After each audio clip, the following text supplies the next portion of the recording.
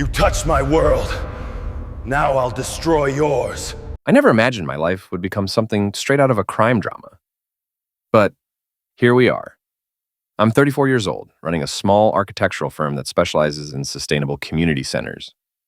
Until a few months ago, I thought I had it all figured out. My wife, Sarah, who I'd been with for 9 years, worked at an upscale art gallery downtown.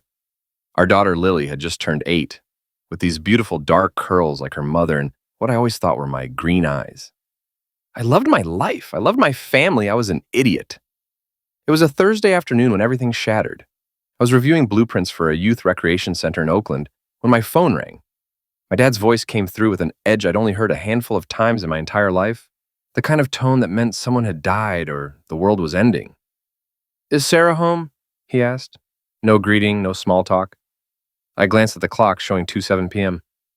"No, she's at the gallery. It's her late day. Why?" "What's wrong?" "Go to Lily's room right now. Look under her bed. Don't let Sarah know you found anything." My father's voice actually cracked. "Call me back, and whatever you do, don't contact your wife until we talk." The line went dead, and I just sat there frozen for about 3 seconds before pushing back from my desk so hard my chair crashed into the bookshelf. I took the stairs 2 at a time, with my heart hammering, like it was trying to escape my chest. Lily's room smelled like strawberry shampoo and that lavender spray Sarah used on all the bedding. Stuffed animals lined the shelves. Drawings of houses and gardens covered every wall because my daughter wanted to be an architect just like her daddy. My chest felt tight as I dropped to my knees beside her white wooden bed with the princess comforter. Under the bed was typical kid stuff, some escaped crayons, a forgotten sock, dust bunnies Sarah had missed. But pushed against the wall, hidden behind a storage box, was a burgundy leather portfolio I had never seen in my life. My hands were shaking so badly I could barely pull it out. The first document inside was a DNA test result from a lab in Sacramento dated 8 months earlier. The words seemed to swim in front of my eyes. Wade Robertson is not the biological father of Emma Robertson. Probability of paternity, 0%. I had to read it 3 times before my brain would accept what my eyes were seeing. Behind the DNA test were printed emails between Sarah and someone named Derek Chen. My vision kept blurring as I forced myself to keep reading. They were discussing how my grandmother's trust fund would mature when Lily turned 9, how that was their timeline. "Wade's too trusting to see it coming," one email said. Another discussed staging an abduction to force me to drain the trust fund, $3 million, then they'd disappear together with Lily. "Wade's so devoted he'll do anything for her," Sarah had written. Derek's response made my blood run cold. "And if he doesn't? Then we have other options, an accident. He works alone in that office, late most nights." There were more documents. Handwritten notes about my daily schedule and routines, the security codes to my office, photographs of my father's house, bank statements showing Sarah had been systematically siphoning money for over 2 years into an account I didn't know existed. At the very bottom was a burner phone. I turned it on with trembling fingers and watched text messages between Sarah and Derek scroll past, each one feeling like a knife wound. 4 months until Lily's birthday, then we're free of Wade for good. Another message asked if Lily suspected anything about her daddy not being real, and Derek's response was casual and cruel. "She's just a kid. She'll adjust. Kids always do." I sat on my daughter's bedroom floor, surrounded by stuffed animals and princess posters, holding proof that my entire life was a carefully constructed lie. The woman I loved was planning to rob me, abduct the daughter I'd raised since birth, and quite possibly homicide me. I should have called the police right then. I should have called a lawyer. Instead, I just sat there until my phone buzzed with my father calling back. "Did you find it?" he asked immediately. My voice came out completely hollow. "How did you know about this?" My dad explained that Derek Chen had come to see him just yesterday, claiming he wanted to prepare my father for what was coming. Derek told him Sarah was going to divorce me, that Lily wasn't mine, that my dad should convince me not to fight it. But Derek got too cocky, said things that didn't add up, made my father suspicious. My dad had a friend at the county clerk's office look into Derek and discovered he had a criminal record for fraud and extortion. My father hired someone to dig deeper, and when they found enough evidence, he knew I needed to see what was hidden under that bed. "I photographed everything last week when Sarah was out," my dad said. Derek made a huge mistake coming to me. He thought he could manipulate an old man.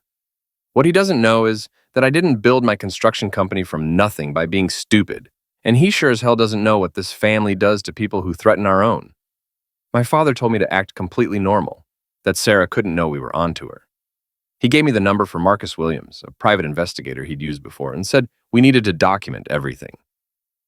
"Son, we're not just going to stop these people," my dad said, his voice dropping to something cold and promising. "We're going to destroy them." I spent the next hour photographing every single document, every text message, every piece of evidence. Then I carefully returned everything exactly as I'd found it, checking 3 times to make sure the portfolio was positioned correctly behind the storage box. When Sarah came home at 6, her voice floated up the stairs all light and cheerful, the voice of a woman without a care in the world. "Hey babe, Lily's still at Jennifer's house for the play date. I'm going to start dinner." My stomach turned. Jennifer Davis was Sarah's best friend since college. Was she involved too? "Sounds good," I called back, somehow keeping my voice steady. "I'll be down in 10 minutes. I waited until I heard her moving around the kitchen, then called Marcus Williams. He answered on the second ring and said my father had already briefed him. Marcus had already started digging into Derek Chen's background. Derek's 37, originally from Miami, 2 fraud convictions, served 18 months total. He's been in the Bay Area for 3 years, works as a financial consultant, but has no legitimate clients I can find. Lives in a condo in San Jose that's way beyond his means. Want to guess who's been making the rent payments? My heart sank. Sarah. Marcus confirmed it, payments from her secret account. He'd have more information by tomorrow, including surveillance footage. He also recommended a lawyer named David Patterson, who handled high-stakes divorces and knew how to deal with complicated situations. I forced myself to go downstairs. Sarah was making pasta, humming along to music from her phone. She wore the blue sundress I'd bought her for our anniversary. Her dark hair was pulled into a loose bun with a few curls escaping to frame her face. She looked exactly like the woman I'd fallen in love with 10 years ago at a gallery opening in Sacramento. How had I never seen through the lies? Had there ever been any truth between us at all? "You look stressed," Sarah said, glancing over her shoulder with a concerned smile.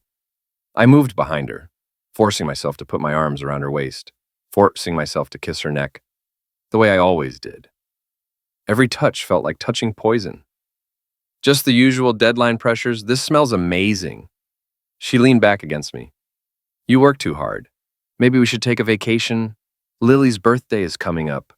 We could do something special like Disneyland or maybe..." She paused deliberately. "Somewhere more exciting. Just the 3 of us." The 3 of us, I thought bitterly, before you fake her abduction and destroy me. "That sounds perfect," I said. "Let's plan it." That night, after Lily came home full of stories about her play date, after dinner and bath time, and reading 3 chapters of her favorite book, after Sarah kissed me goodnight and rolled over to sleep, I lay in the darkness and planned. I couldn't just go to the police. The emails mentioned plans, but not explicit enough details. A good lawyer could argue it was just talk, an affair, fantasies that went nowhere. And what about Lily? The girl I'd raised, who called me daddy, who drew pictures of buildings we'd design together someday. In the eyes of the law, if I wasn't her biological father and couldn't prove Sarah was an unfit mother, I might lose her entirely in a custody battle. No, this required something more strategic, something more permanent. The next morning, I told Sarah I had a client meeting across town. Her goodbye kiss felt like betrayal made flesh. At my father's house, I found him in the study with Marcus and David. Marcus was maybe 50, lean and weathered, with the alert eyes of someone who'd seen every kind of human ugliness. David was younger, around 40, dressed in an expensive suit that somehow made him look dangerous rather than professional. Marcus spread photographs across my father's desk. Derek Chen in the last 48 hours. Here he is meeting with Sarah at a coffee shop in Mountain View. Note the burner phones. Here they are at a motel in Sunnyvale. And here's Derek meeting with someone very interesting. He tapped one photo showing a thin man with nervous eyes and a neck tattoo. That's Eric Vasquez, small-time pill dealer who's branched out. For the right price, he provides fake IDs, documents for smuggling people across borders. According to my sources, he's been involved in staged abductions before. All fake, all for insurance fraud or ransom schemes. Derek paid him $15,000 last week. My blood went cold. They're really going to do it. David leaned forward, his expression serious. Here's what we know legally. You're Lily's presumptive father. You're on the birth certificate. You've raised her since birth.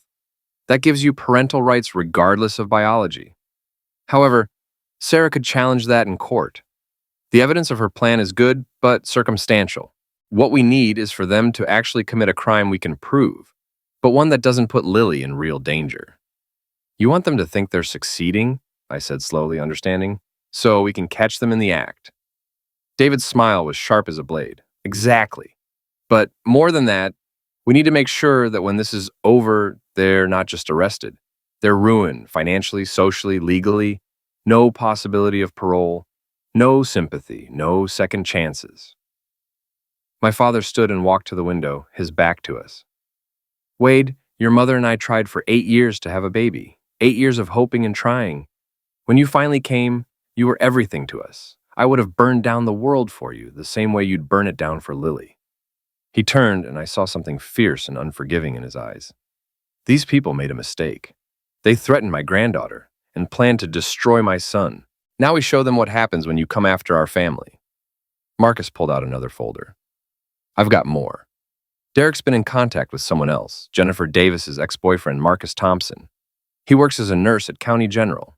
My guess is they need him for something medical, probably sedatives to keep Lily quiet during the fake abduction. My hands curled into fists. How do we stop them? We don't stop them, David said calmly. We let them think they're winning. We document everything, and when they make their move, we spring the trap. But Wade, you have to play this perfectly. One slip, one moment where Sarah suspects you know, and they'll either disappear or accelerate their timeline. I can do it, I said, my voice like steel. What's the plan? My father smiled grimly. First, we find their weakness. Everyone has one. Marcus nodded. I already found it. Derek has a serious gambling problem. He owes money to some very unpleasant people in Las Vegas, about $200,000. That's why he needs this score so badly. He pulled out more documents. And Sarah's been telling Derek she loves him, but her secret account shows multiple transactions to a private investigator in Los Angeles. She's been having Derek followed for months. She doesn't trust him. No honor among thieves? David murmured. I felt pieces clicking together in my mind. We'd turn them against each other. My father nodded. Now you're thinking. But first, you need to understand something, son. What we're about to do requires you to be someone you've never been before. Cold, calculating, willing to cross lines. Can you do that? I thought about Lily's laugh, about the way she climbed into my lap with her books, about the bedroom I'd painted pink and filled with dreams. I thought about Sarah's lies, Derek's threats, the casual cruelty of planning to homicide someone for money. Yes, I said, I can. Over the next 2 weeks, I became two people, and during the day I was the loving husband and father, the successful architect, the man who trusted his wife. At night, I became someone else. Someone who studied his enemies, who learned their patterns, who built a trap as carefully as he designed buildings. Marcus's surveillance revealed the full scope of the conspiracy. Sarah and Derek met 3 times a week, always at different locations, always careful. They'd been planning this for over a year, since shortly after Sarah discovered Lily's true paternity through a heritage DNA test she'd done secretly.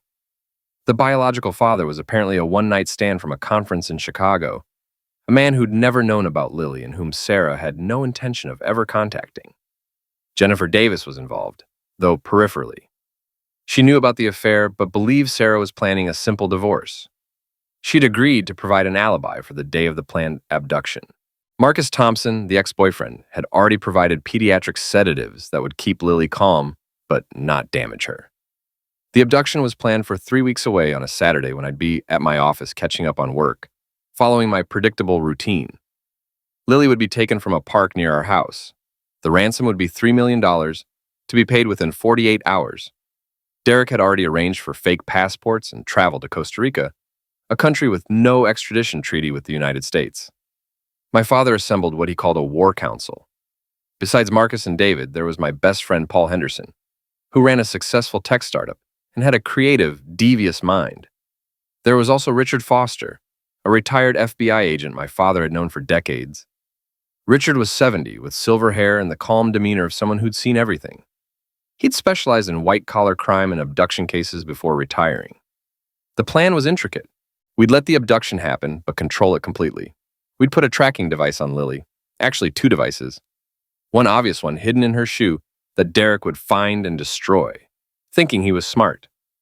The second would be much more sophisticated, sewn into the lining of her jacket, military grade, and impossible to detect without specialized equipment. Paul volunteered to shadow Lily the entire day, staying 30 seconds behind her at all times. Richard would coordinate with law enforcement through his old contacts to ensure rapid response when needed. Marcus also had an ace up his sleeve.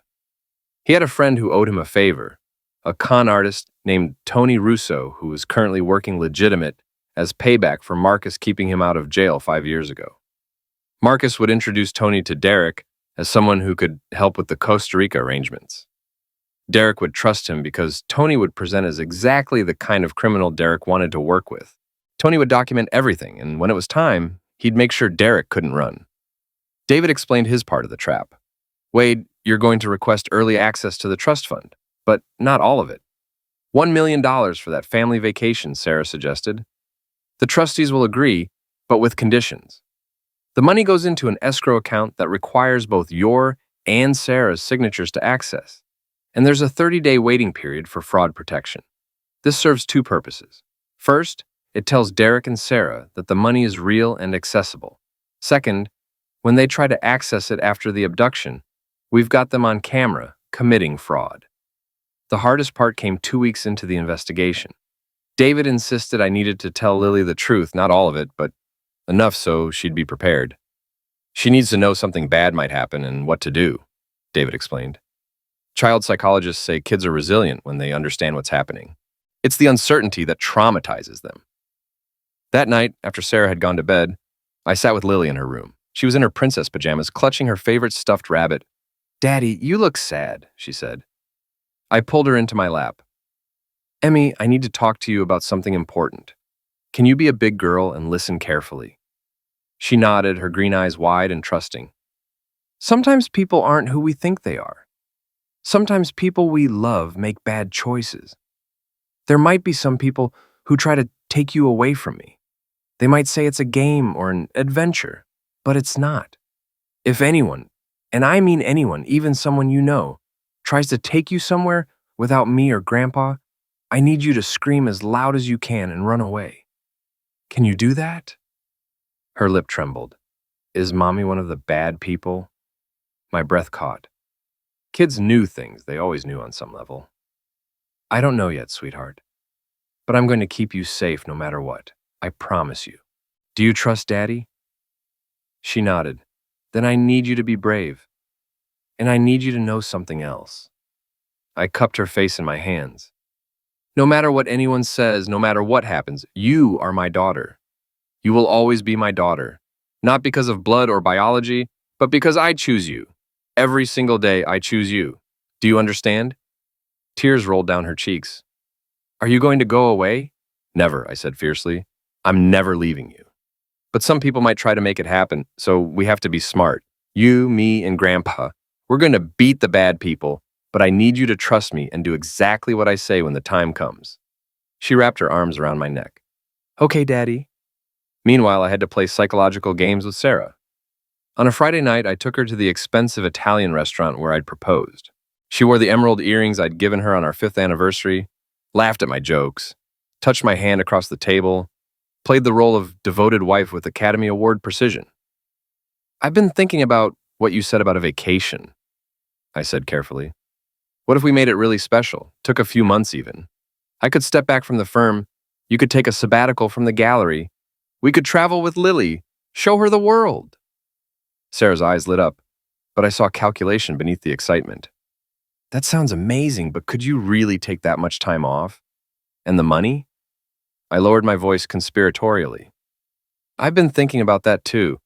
My grandmother's trust matures when Lily turns 9, $3 million. What if we didn't wait? What if I talked to the trustees about early access? We could do everything we've ever dreamed of."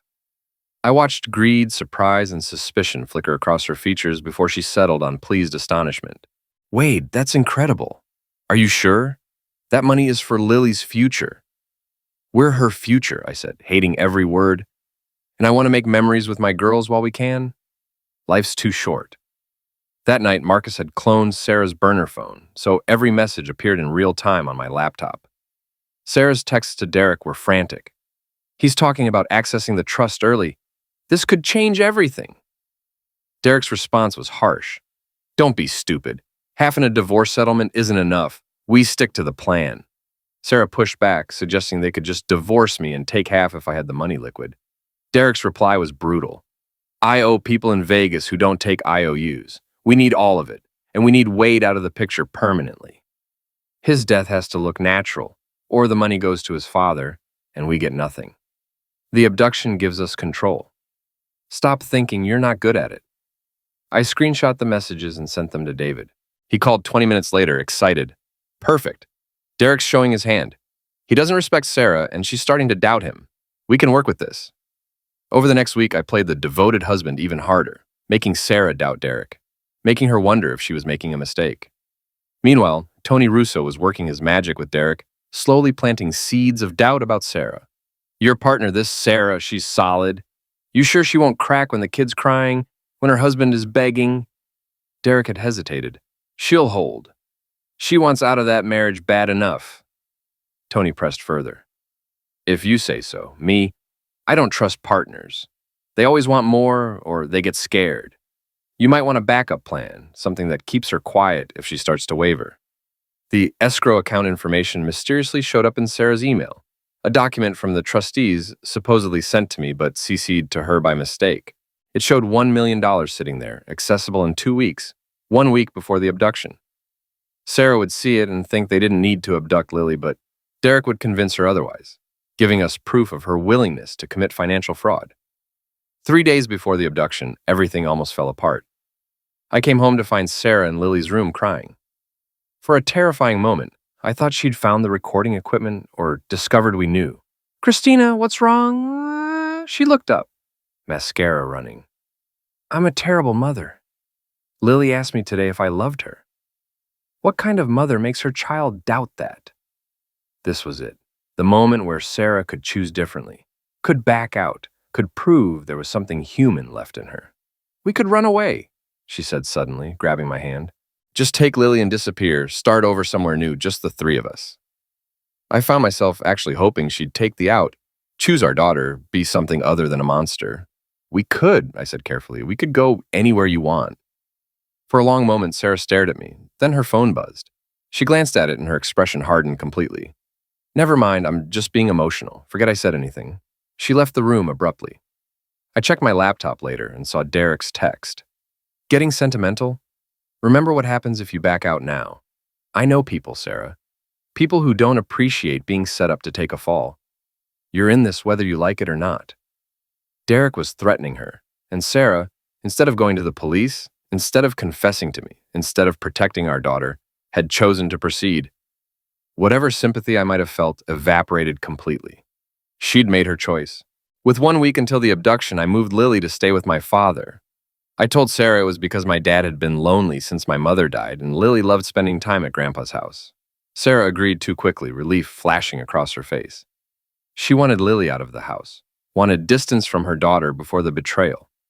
At my father's house, I sat with Lily and explained more. She'd be going to the park next Saturday with me, and a bad man might try to take her. But it was okay, because it was part of the plan to catch the bad people. Grandpa would be nearby, Uncle Paul would be watching, and Daddy would come get her before anything scary happened. What about Mommy? Lily asked quietly. I couldn't lie to her anymore. Mommy made some bad choices, Emmy. I'm sorry.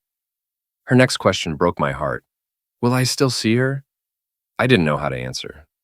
I don't know, sweetheart. Maybe sometimes, if that's what you want, but you'll live with Daddy and Grandpa. Is that okay? She thought about it, then nodded solemnly. Daddy, when this is over, can we get a dog? I laughed despite the tears in my eyes. Yeah, baby, we can get a dog. The night before the abduction, Paul and Marcus did a final equipment check. 2 tracking devices in Lily's jacket, impossibly small and military grade. An audio recorder disguised as a button. Cameras positioned throughout the park. Tony had provided detailed information about the storage unit in Fremont, the layout, the security, everything. Richard had mobilized his law enforcement contacts. When I gave the signal, an FBI rapid response team would be ready. David had all custody paperwork prepared. Everything was ready. Friday night, the night before the abduction, Sarah made my favorite dinner. We ate by candlelight. She was beautiful, attentive, the perfect wife. "I love you," she said as we cleaned up. "Whatever happens, I want you to know that." I looked at her, really looked at her, trying to find the woman I'd fallen in love with 10 years ago. But all I saw was a stranger, a beautiful, dangerous stranger who'd been willing to sacrifice our daughter for money. I couldn't say I loved her back. It would have been a lie, and I'd done enough lying. Saturday morning dawned clear and warm, perfect weather for betrayal. I picked up Lily from my father's house at noon. She wore the jacket with the tracking devices and the button recorder. She looked small and scared, but brave. "Remember the plan, Emmy. Scream and run if you can. If you can't, stay calm and wait for me. That's my girl." I hugged her tight. "I love you so much." At the park, everything looked normal, but I knew better. Paul was the jogger in the blue shirt. Marcus was the man reading on a bench. Two of Richard's contacts were posing as a couple having a picnic. Tony had positioned himself near the parking lot, watching Derek. I played with Lily for an hour, pushing her on the swings, timing everything perfectly. At 1:45, my phone rang with a fake emergency. David calling about a supposed client crisis. I made a show of frustration, then called Sarah. "Hey babe, I have to run to the office. Can you pick up Lily from the park?" A pause. "Actually, I'm in the middle of inventory at the gallery. Could she play at the park for another hour? Maybe one of the other moms could keep an eye on her." My stomach turned. She was condemning our daughter so easily. "Sarah, I can't leave her alone." Her response was casual, dismissive. "Wade, she's 8. The park is safe. She knows not to leave with strangers. Just tell her to stay where you can see her, and you can circle back in an hour." The trap snapped shut. I was creating a record of Sarah refusing to protect Lily, making it easier to take the child, documenting her negligence. "All right, I'll be quick." I kissed Lily's forehead, whispered, "Uncle Paul is here, you're safe," and left. From my car parked where I could see the playground, I watched with my heart in my throat. At 2:04 p.m., Derek appeared dressed as a park maintenance worker with an orange vest. Brilliant disguise. Lily was on the monkey bars. Derek approached slowly, looking around. He said something to her. Lily shook her head and moved away exactly as we'd practiced. Derek followed, more insistent. Then Lily screamed and ran, but Derek was fast. He grabbed her and clamped a cloth over her face. Chloroform. Lily went limp in his arms. Every instinct screamed at me to intervene, but this was the plan. Let Derek take her. Let him commit the crime. Document everything. Paul was already moving, but carefully, maintaining distance. The cameras caught everything. Derek carried Lily to a van, also labeled as park maintenance, and drove away. I followed 3 cars back, my hands white-knuckled on the steering wheel. Paul was behind me. The tracker on my phone showed Lily's location moving toward Fremont. At the storage unit, Derek carried Lily inside. The tracker showed she was stationary. Audio from the recorder picked up Derek's voice. "Okay, kids, sorry about this, just business. You'll be home soon." Then silence as the sedatives kicked in. I wanted to eliminate him. My phone rang immediately. "We've got everything," Richard said. "FBI is ready to move. But wait, are you sure you want to wait? We can grab him now." "No," I said through gritted teeth. "I want the ransom call. I want Sarah's reaction on record. I want everything." 3 hours later, sitting in my home office with recording equipment running, the burner phone rang. "Mr. Robertson," an electronically distorted voice. Derek, trying to be clever. "We have your daughter, $3 million. You have 48 hours. Instructions will follow. If you call police, she dies. If you tell anyone, she dies. Understand?" "Please," I said, injecting pure terror into my voice. "Please don't hurt her. I'll do anything." "Good. Wait for our call." The line went dead. I immediately called Sarah, my voice breaking. "Sarah, oh God, something terrible happened. Lily's been abducted. Someone took her from the park. They want $3 million. Her performance was Oscar-worthy. Shock, horror, fear, and all perfectly executed. "Oh my God, Wade, we have to call the police." "They said no police. They said she dies if I tell anyone." I let my voice crack convincingly. The money, can we get it? The trust? I'll do whatever it takes, she said with emotion. Wade, come home. I need you. I'm leaving right now. When Sarah arrived 20 minutes later, her makeup was smudged from crying. She fell into my arms, sobbing. Our baby. Wade, our baby. I held her and hated her, marveling at her ability to fake grief while knowing exactly where Lily was, while being part of the plan to terrorize our daughter for her money. That night, Sarah stayed close, playing the terrified mother. She made phone calls to friends, including Jennifer, who backed up her alibi that they'd been together all afternoon at the gallery. She cried on cue, held my hand, and all of it was captured, recorded, documented. At midnight, my phone buzzed with a text from Paul. Lily's vitals are good. She's sleeping naturally now, not from the pills. I'm in the unit next door. She's safe. I closed my eyes in relief. Sunday morning, Derek called with wire transfer instructions. $3 million to an offshore account, untraceable, and immediate. I played my part perfectly. I've contacted the trustees. They'll release the funds, but it takes 24 hours to transfer that amount. Please, I'm doing everything you asked. Just don't hurt my daughter. You have until tomorrow noon, Derek said coldly, not a minute later.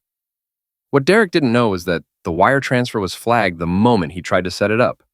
Federal agents would be able to pinpoint his location instantly. David had worked magic with the bank, setting up the perfect trap. At 3 p.m., I received a call that changed everything. It was from Jennifer. Mr. Robertson, I need to tell you something about Sarah.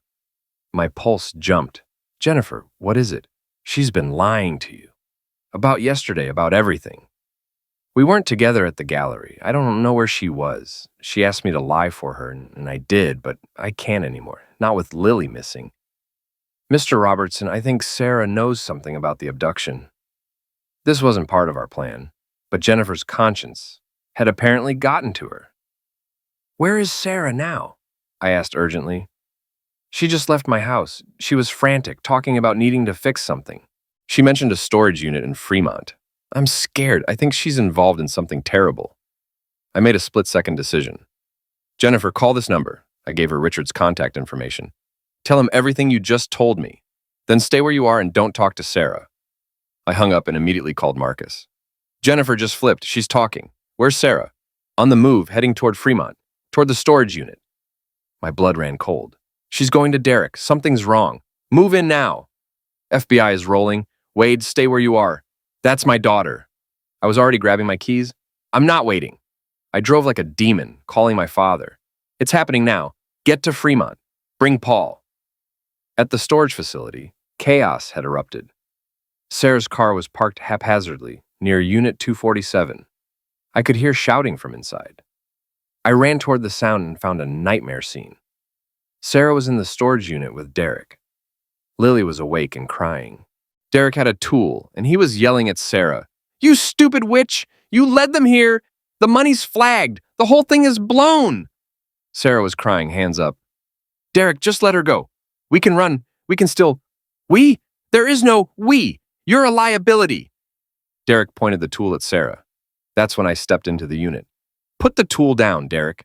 Derek spun toward me, tool now aimed at my chest.